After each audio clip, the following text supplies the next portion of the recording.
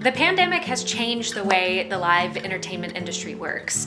Maybe not forever, but fundamentally our business is different. What we've done here at City Springs has actually predated what Broadway has done. This is one of the few places in the entire country that I think has been able to maintain work the entire time. We have spent more than a year now rehearsing with masks and face shields and doing weekly COVID tests for our performers and staff. In the last year, we've spent more than $10,000 per production on COVID testing alone. And that's a production expense that didn't even exist a year and a half ago. I'm immensely proud of what we've done over the last year. In the face of this pandemic that's done everything that it could to make producing live theater impossible. With Broadway reopening, they're suddenly faced with a bunch of challenges that City Springs has been able to navigate because they've been willing to step into the murky waters of what could happen. Would we all prefer to go to a live show and not wear a mask and not follow these additional protocols?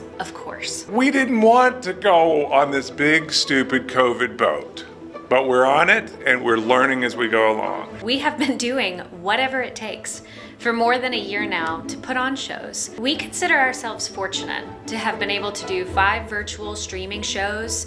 We just did 2 live performances, Mamma Mia in May outdoors, and recently Into the Woods in July in the Byers Theater. We have zero control what happens out there in the world, but what we can control is what happens with our artists, our patrons, on our stage and in our facilities. I think what's most amazing is having been in orbit of the few productions that have happened since COVID here. I was able to be in Into the Woods. My wife was able to be in Mamma Mia.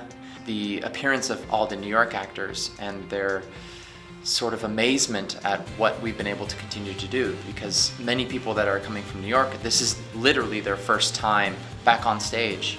And our protocols are in line with what all Broadway and theaters across the nation are currently doing at this time. We're not just proud of our main stage show success. I'm immensely proud of the work that we're doing with our education and our students over these last 18 months. You know, when dance studios would shut down or schools didn't have their plays and their musicals going on, we knew these kids needed something. They're doing ballet class in masks. They're singing one at a time behind plexiglass. The City Springs education program has really grown over the past 18 months, and I think that's in large part because they've been willing to put together safety plans that really work.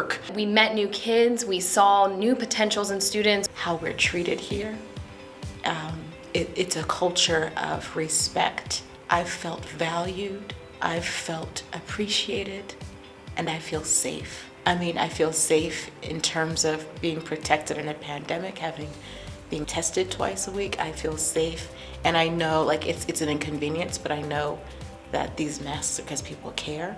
Since day one, this company has pledged to produce Broadway quality productions, but it's really expensive to do that at that level. And the pandemic is not helping things. The audience is keeping everyone afloat in our business, from stage crew, actors, musicians. Every single person who buys a ticket today is contributing to a worldwide effort to keep the performing arts alive. We haven't had any sicknesses, we haven't had any outbreaks, and I'd like to think that the work that we are doing is ensuring that safety. But that's what has to be done so that we can continue to be able to perform. And thankfully, knocking on wood, we are ahead of the game.